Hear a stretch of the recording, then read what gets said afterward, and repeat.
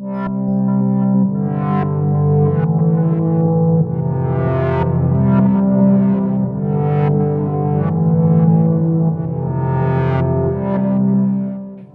sur l'ADN Beauté. Je suis hyper contente de vous revoir.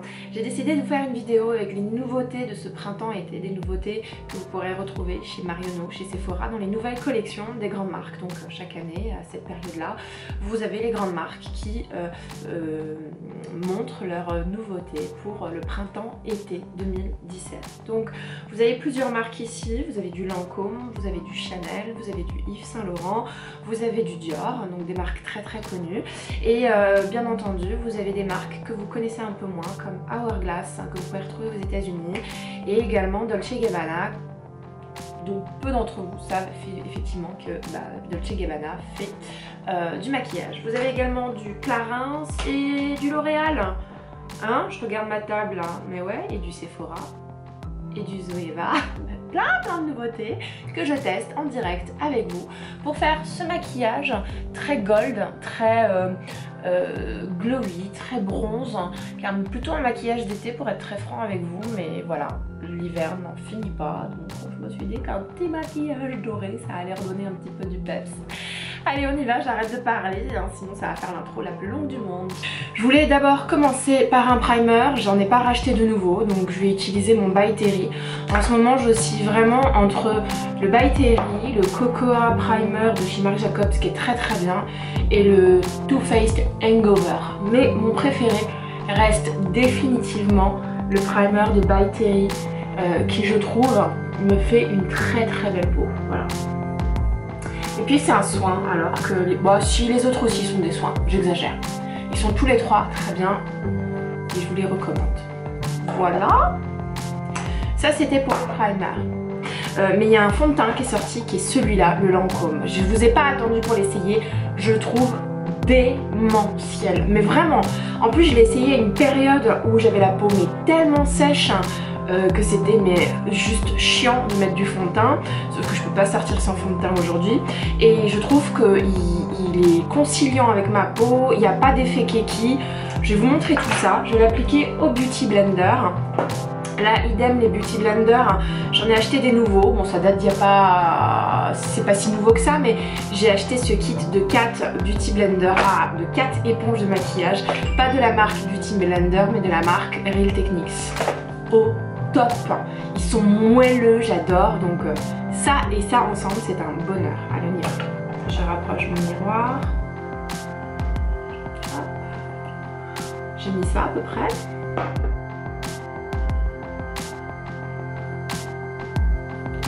On a l'impression que le fond de teint est légèrement plus foncé que ma peau. Et je sais pas, mais je sais pas si vous me suivez sur Snapchat. En tout cas, mon compte sur Snapchat s'appelle l'ADN Beauté pour celles que ça intéresse.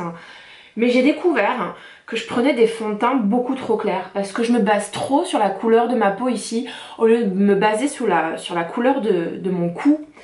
Et dès que je prends un fond de teint un peu plus foncé et plus, comment dire, plus jaune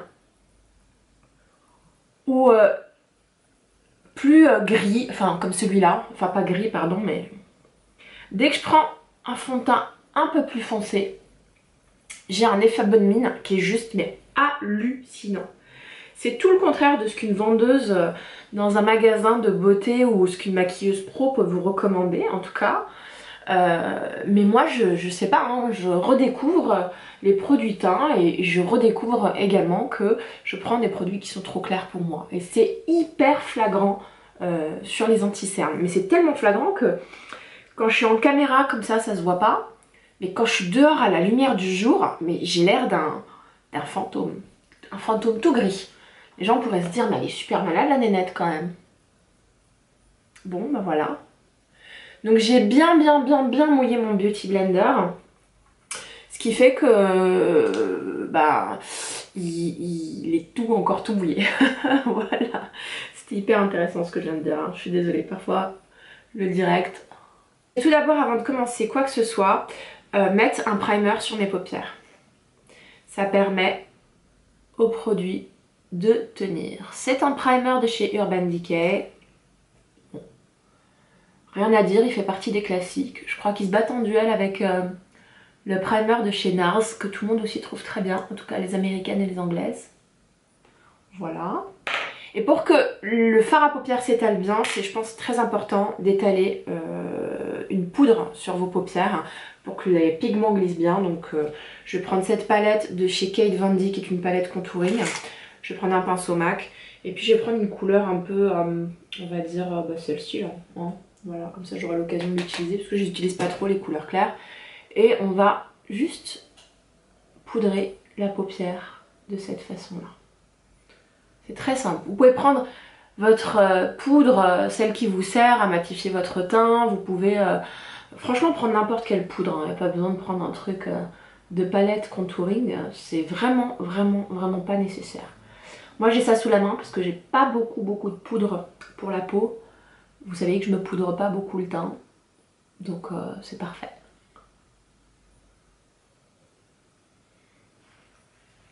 Voilà, voilà. Ensuite, je vais prendre la palette Zoeva et je vais utiliser cette couleur-là qui est un peu un marron médium qui va faire quand même foncer sur les peaux claires mais qui sur moi se voit un peu moins. Vous pouvez prendre votre bronzer.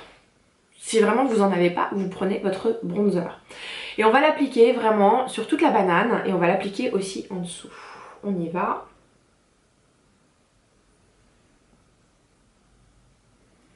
C'est une couleur de transition.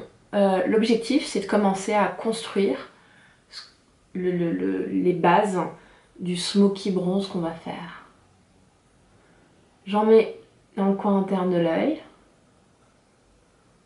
J'en mets dans le coin externe.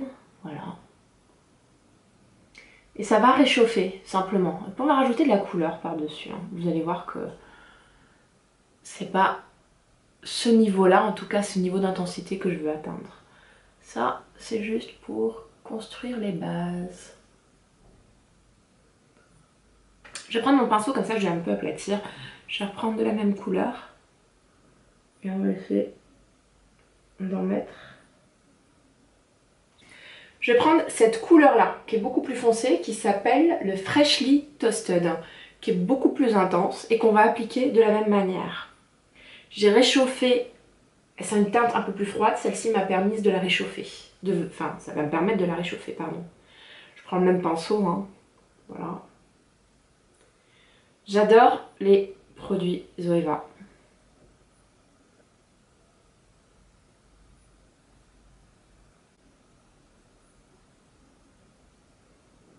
Alors, je vous le dis souvent, hein, mais en fard à paupières, tout est une question d'y aller pas à pas et de rajouter des couleurs pas à pas.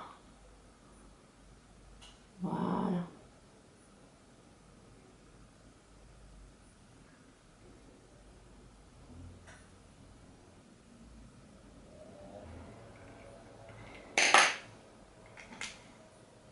Je vais prendre cette même couleur. Moi, je trouve ça moins pratique avec un pinceau blender. Je vais prendre avec ce pinceau-là pour le mettre en dessous.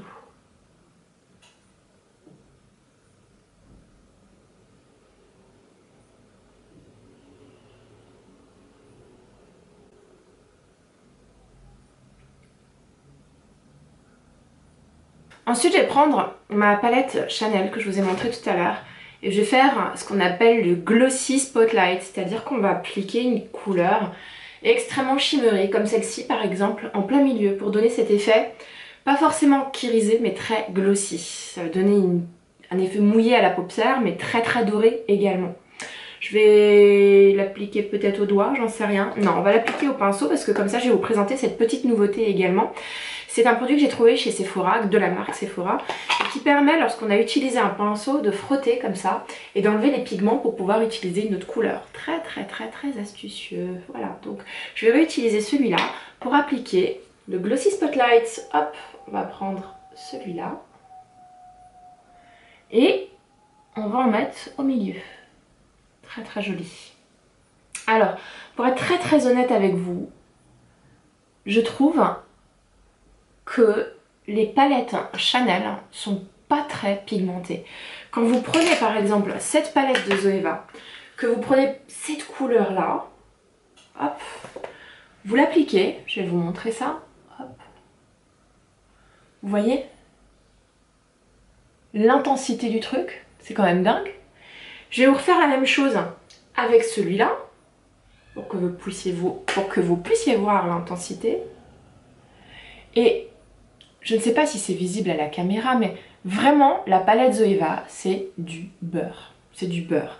Comparé aux Chanel, qui sont beaucoup plus chers, qui sont d'excellente qualité, je dis pas le contraire, mais les Chanel sont beaucoup plus chers et vous vous retrouvez à payer 50 balles ou 60 euros pour une palette comme ça, alors que celles-ci, elles sont à 20-30 euros. Et vous avez plus de couleurs. Donc bon, j'aime les beaux produits, je suis collectionneuse, donc pour moi ça vaut le coup d'acheter chez Chanel.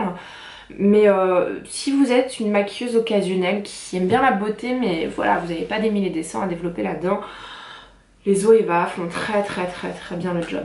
Voilà, on va continuer avec le Glossy Spotlight.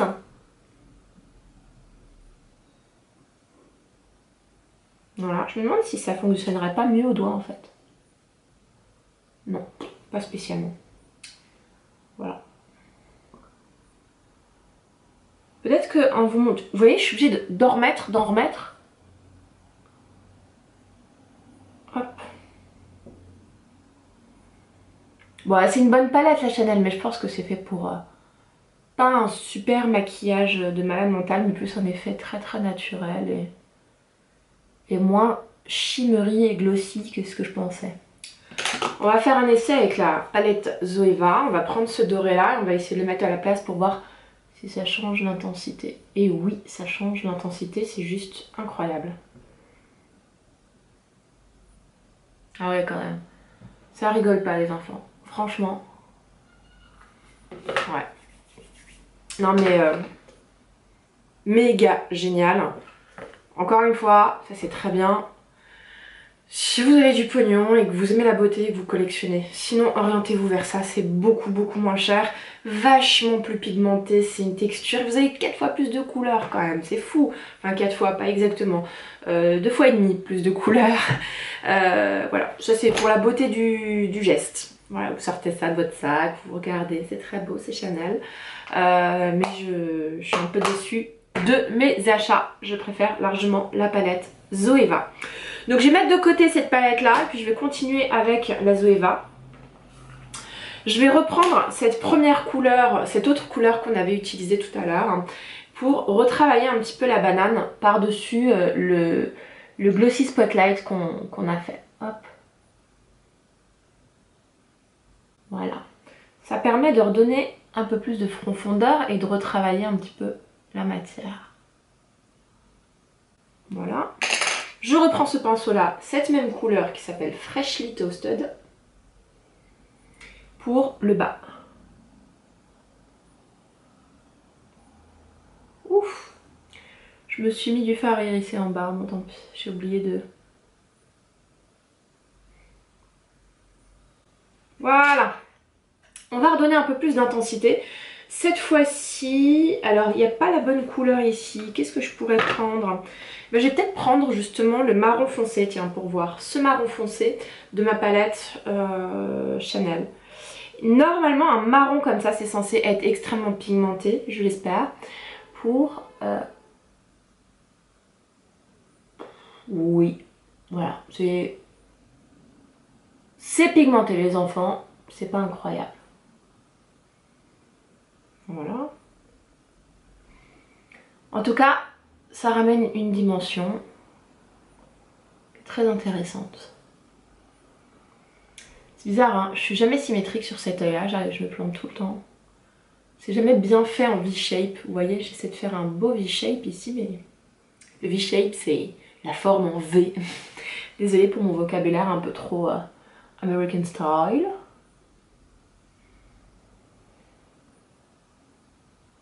Je vais peut-être remettre de cette couleur là à l'intérieur.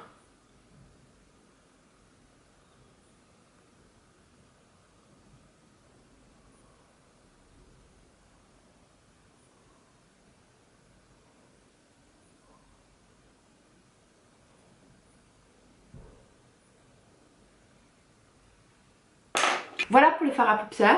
Je vais prendre ce crayon de chez Make Up For Ever, Aqua XL Eye Pencil. Et c'est un très beau bronze doré, excellent produit que j'ai déjà eu l'occasion d'utiliser.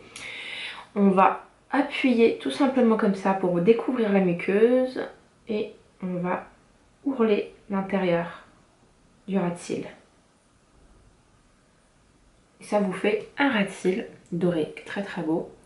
L'idéal n'est pas de tirer, pour celles qui sont très soucieuses de leur peau et des rides, etc. Il ne faut pas tirer, comme idéalement il ne faut pas se démaquiller au coton.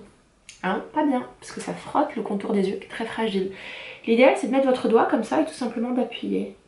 Ça fait découvrir les muqueuses et vous n'avez plus qu'à dérouler votre crayon.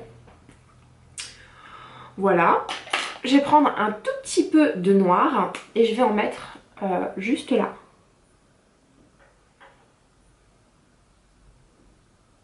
Sur le côté. Comme ça. On va créer également un truc.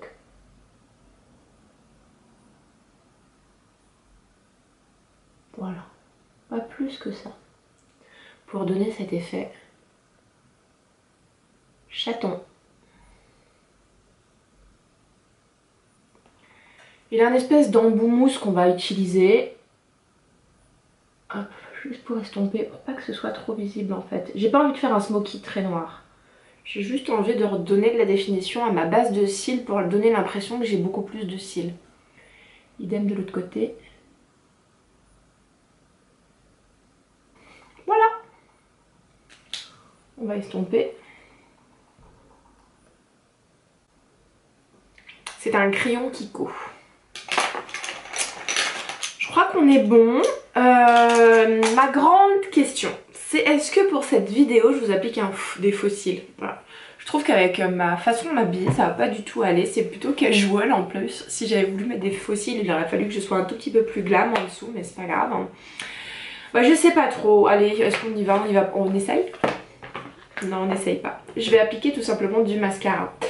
Deux mascaras au banc d'essai aujourd'hui que je vais appliquer l'un sur l'autre. Tout d'abord j'ai acheté celui-là, le nouveau mascara de YSL, qui est un mascara qui s'appelle The Shock. Normalement il apporte volume. Alors qu'est-ce qu'il apporte? Choc de volume et d'intensité, maîtrise radicale. On va mettre celui-là et on va voir ce que ça donne.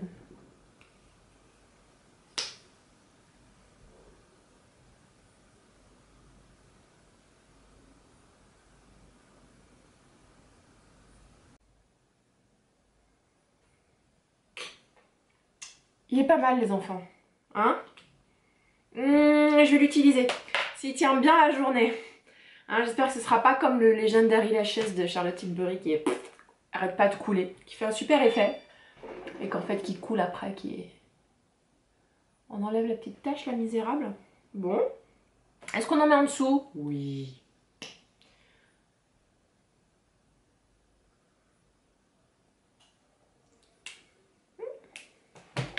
Je voulais essayer ce mascara par-dessus qui est le mascara télescopique qui a une brosse que je déteste. Mais c'est parce que j'ai eu des bonnes revues là-dessus. Voilà, les brosses siliconées là. Mais si on l'applique par-dessus un mascara, ça peut être pas mal. Bon, faudrait déjà que j'attende que celui-là sèche. En attendant qu'il sèche, on va appliquer un anti-cerne. J'ai pas acheté d'anti-cerne nouveau ces derniers temps pour être très franc avec vous. En revanche, j'ai redécouvert un produit que j'avais, qui est cette palette dégueulasse de chez MAC. Dégueulasse parce que je la travaille au doigt et que du coup vous en mettez partout, je vous montre. Voilà. C'est assez compliqué, je devrais normalement utiliser un pinceau, mais j'ai pas tout le temps des pinceaux pour les yeux à portée de main. Et il existe en très clair pour les personnes qui ont la peau claire, en très très foncé pour les personnes qui ont la peau foncée, en teinte médium comme celle-ci. Et l'avantage c'est que vous avez toutes les couleurs, du rose et du jaune pour camoufler vraiment le violet ou le marron des cernes. Ces deux couleurs là, particulièrement celle-ci que j'utilise, celle-ci peut-être pour donner un peu plus de lumière, et celle-ci finalement que je n'utilise pas du tout, sauf pour faire des mélanges parfois. Bon voilà, je m'éclate, je mélange. Je devrais un peu plus me rapprocher et on y va. On va essayer de vous appliquer tout ça. Je vais le faire bien avec ce type de pinceau. Normalement c'est pas au doigt mais avec ce type de pinceau. Et ensuite au doigt si vous voulez tapoter. Moi je le ferai au Beauty Blender. On va d'abord prendre le jaune pour camoufler un peu les cernes. Hop, le jaune qui est très très clair. Ouh. Alors c'est un anti-cerne qui est pas mal, qui casse pas des briques mais qui est pas mal. Il est pas mal parce qu'il est extrêmement crémeux. Bon, cette brosse c'est de la merde, hein. Pardon mais... Bon allez, on va faire ça au doigt, ce sera plus simple. Hop. Beauty Blender. Et première étape, on va neutraliser les couleurs absolument atroces qu'il y a sous mes yeux. Et c'est là que normalement je n'aurais pas dû mettre de mascara parce que je touche avec le Beauty Blender la pointe du mascara, ça me rend complètement dingue. C'est un anti-cerne qui est pas incroyable dans le sens où il va pas être le plus hydratant du monde, mais il tient bien la journée, déjà de 1. Il a des bonnes couleurs, donc du coup bah, je retrouve ma couleur et je suis pas dans ce truc d'anti-cerne qui est beaucoup trop clair pour moi. Même si vous avez l'impression que c'est très clair là, mais oui c'est normal parce que là je suis en camouflage, mais j'ai pas mis le vrai anti-cerne. Le vrai anti-cerne que je vais mettre, on va dire que c'est celui-là. Donc on va mélanger un petit peu à celui-là et vous allez voir que c'est ma couleur. Il assèche pas trop, il assèche un petit peu, mais franchement beaucoup moins que tous les anti-cernes que j'ai qui me rendent complètement malade. Et surtout, il a une très haute couvrance. Et ça, c'est un bonheur. Si vous voulez vraiment être super bien maquillé, c'est top.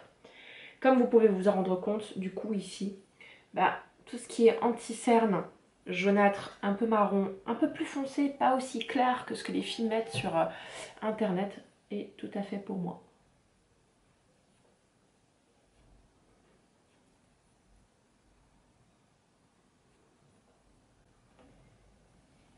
On va appliquer avec celui-là.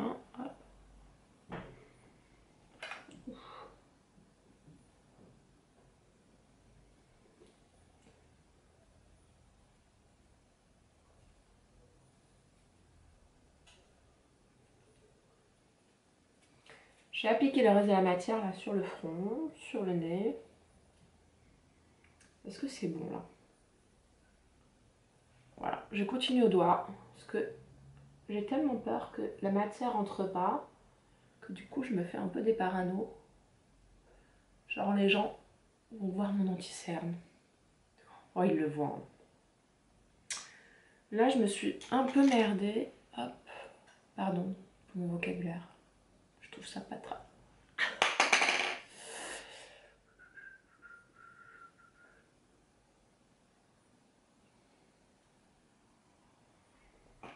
Voilà. Je vais reprendre ma palette Zoeva.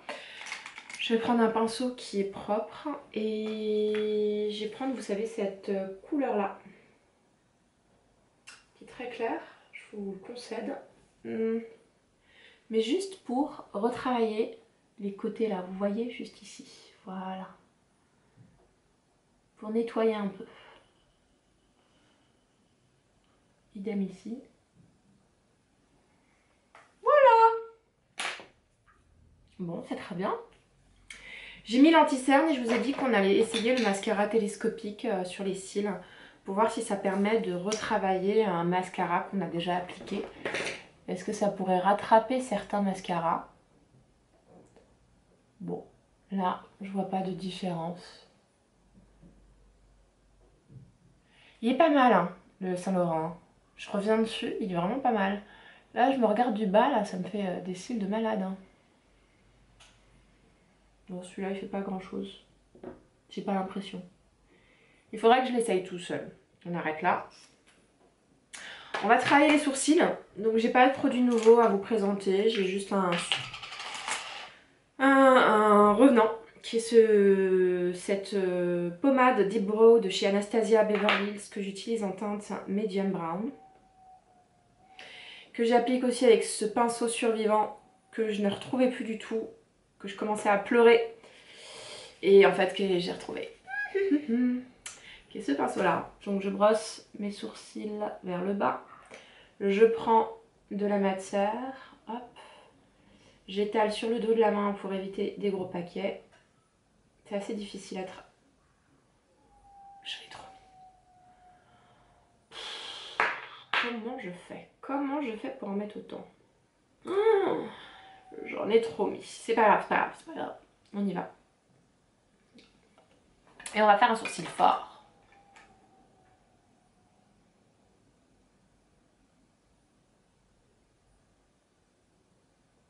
Le Brow Wiz, c'est celui que j'utilise pour tous les jours, pour me faire un sourcil plus naturel quand même que la moyenne. Plus naturel que ça, pardon. Le Brow Wiz, c'est celui que j'utilise le jour, parce qu'il en effet beaucoup moins marqué que celui-là. Et celui-là, c'est vraiment quand j'ai envie de me faire un super look. On va monter comme ça. Pas mal. On va se recréer des petits poils là. Est-ce que je vais y arriver comme les vlogueuses là? Comme les vlogueuses américaines. On va se recréer des poils comme ça. Comme les youtubeuses américaines. Qui rêvent d'avoir un sourcil broussailleux. Sur le devant. On va se faire un petit carré en bas là comme ça. Hop. Avec le reste du produit. Ici, j'ai l'impression que je me suis mal épilée. Enfin épilée. Je n'épile pas vraiment pour tout vous dire. J'ai une autre méthode qu'il faudrait que je partage avec vous, mais j'ose pas tellement. On va reprendre la matière, on va faire le sourcil. Hop, hop, hop, hop, hop.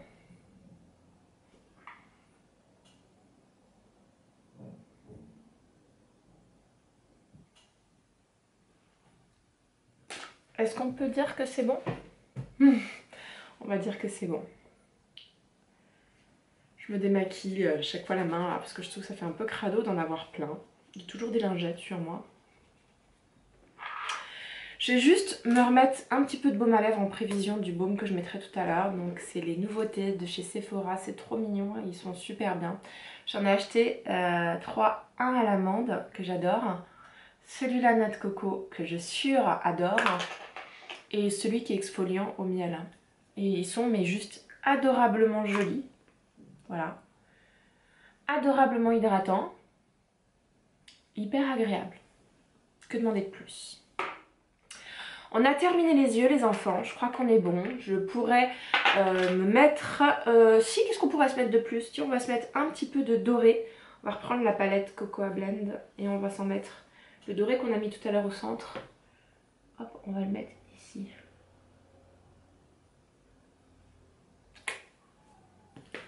On est bon. On va maintenant s'occuper beaucoup mieux du teint et on va procéder au contouring. Pour le contouring, il y a cette palette là qui est sortie, d'ailleurs qui fait contouring et blush. Est-ce que je vais utiliser son blush? Non, je vais utiliser un autre produit, mais voilà, il est vraiment pas mal.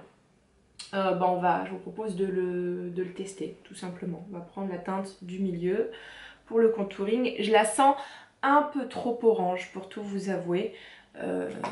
Mais sur mon teint, ça peut aller, voilà. Sur des teints beaucoup plus clairs que le mien, je conseille plutôt pour le contouring des teintes taupe.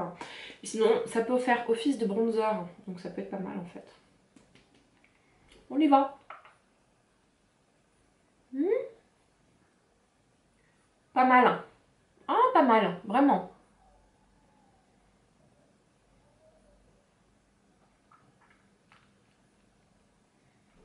Pas mal.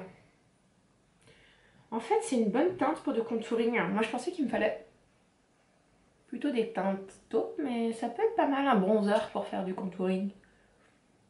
Oh, ça dépend du maquillage qu'on fait. Là, ça va bien parce que comme je suis sur un maquillage bronze, hop.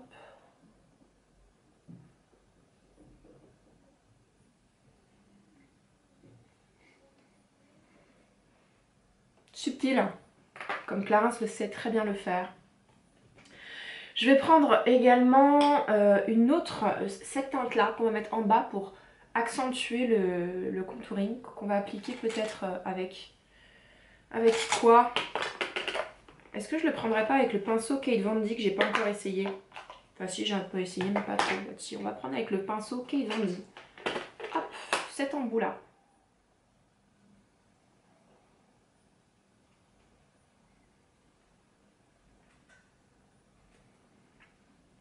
Alors, c'est très parfumé, je vous préviens, pour celles qui ont des allergies. Moi j'adore l'odeur du maquillage. Je suis plutôt contente. On va aller jusqu'au bout du contouring, on va s'en mettre un petit peu sur le nez. Je sais pas trop faire ça, alors je suis pas sûre que ce soit le bon pinceau en fait. Bon, si on va tester, hop.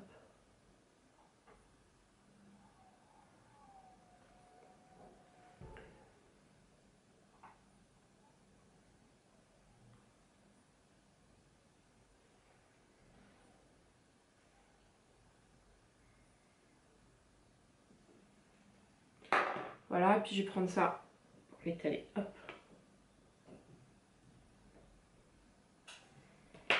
Pas mal.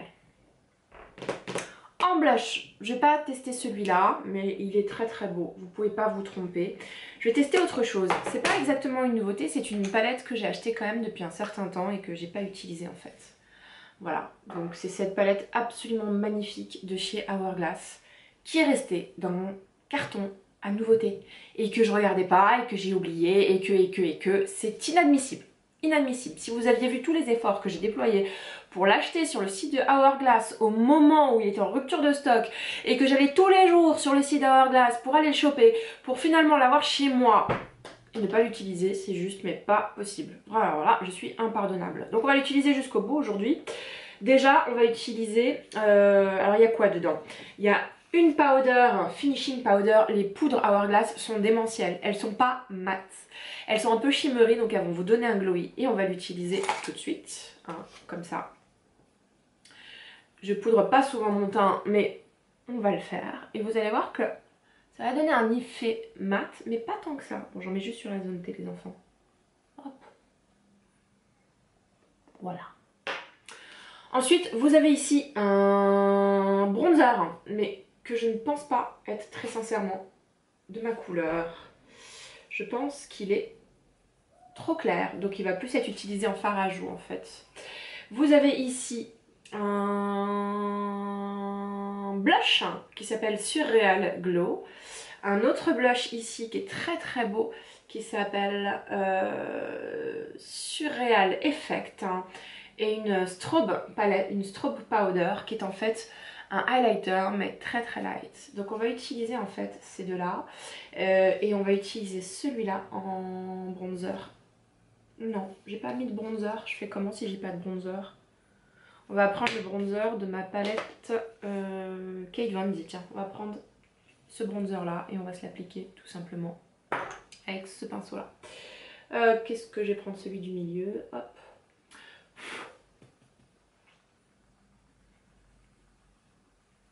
C'est important de se réchauffer le teint, hein. Donc je pouvais pas ne pas utiliser de bronzer.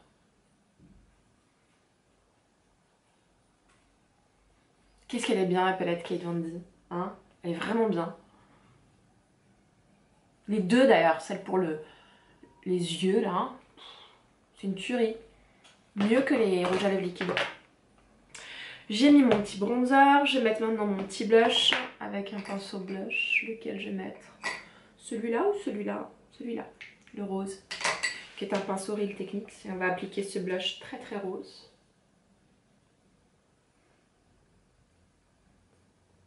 Qui est pas très très rose, mais qui est du coup un peu discret. C'est joli ça. Qui est très très subtil, mais qui donne juste ce flush qu'on attend. Et on va appliquer avec un pinceau Anastasia Beverly Hills qui est où? Qui est là.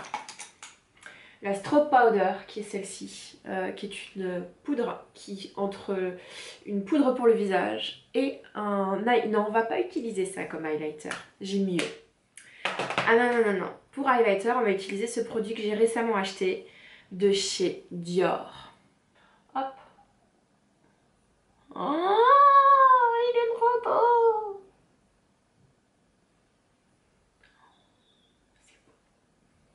Ouh, c'est beau. Je sais pas si dans la vidéo là, je vous ai raconté comment j'ai trouvé cette palette. Je vois sur le site d'une blogueuse qu'elle a cette palette et je me dis mais c'est bizarre, je l'ai jamais vue. Ça avait pas l'air d'être une nouveauté. Et je me dis mais j'ai pas vu les highlighters de chez Dior. Je vais 4 fois en Sephora, je les vois pas. Et en fait ils sont rangés tout en bas, genre ni vu ni connu. Quand j'ai vu cette beauté là, je me suis dit c'est pas possible. Il en existe en plusieurs couleurs. Ça c'est la teinte la plus foncée. Il en existe pour les peaux claires, les peaux médiums, les peaux black je sais pas trop, mais je pense que ça sur une peau black ça fonctionne bien. Et le truc est juste magnifique. En termes de packaging, en termes de texture, je vous fais un petit swatch pour que vous puissiez le voir. Donc là déjà c'est le swatch. Est-ce que l'autofocus va marcher? Voilà. Et puis hop. Magnifique. Magnifique. C'est la teinte numéro 4, je vous la recommande. On va appliquer encore un petit peu de highlighter ici. Voilà, et sur le nez.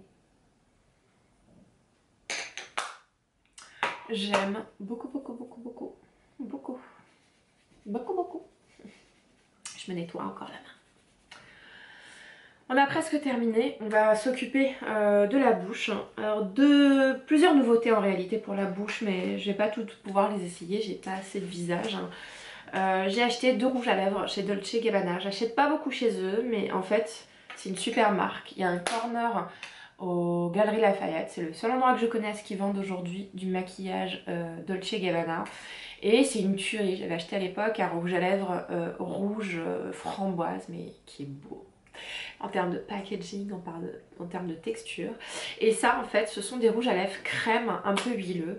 Bien entendu j'en ai acheté que des nudes. Un nude rosé et un nude marronné. Et je sais pas si vous voyez au centre, hein, on va en prendre un pour que vous puissiez voir. Hein, mais au centre vous avez un espèce de truc qui va donner du glossy, un espèce de baume. Hein, voilà. Bon, et l'autofocus, tu marches ou pas? Voilà. Vous voyez au centre. Et j'ai acheté un crayon qui va avec. Donc moi j'ai appliqué le marronné ou dans le rosé pour aller avec le rouge à lèvres. J'ai acheté ce crayon là qui peut très bien aller avec. On y va.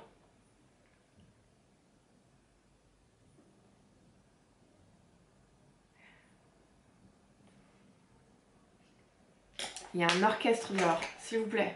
Au moment où je dois tourner ma vidéo, il y a un orchestre. Allez, on va prendre ce rouge à lèvres.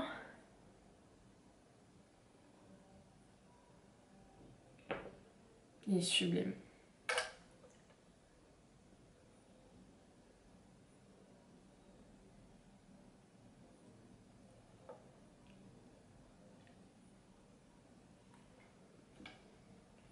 Il est sublime.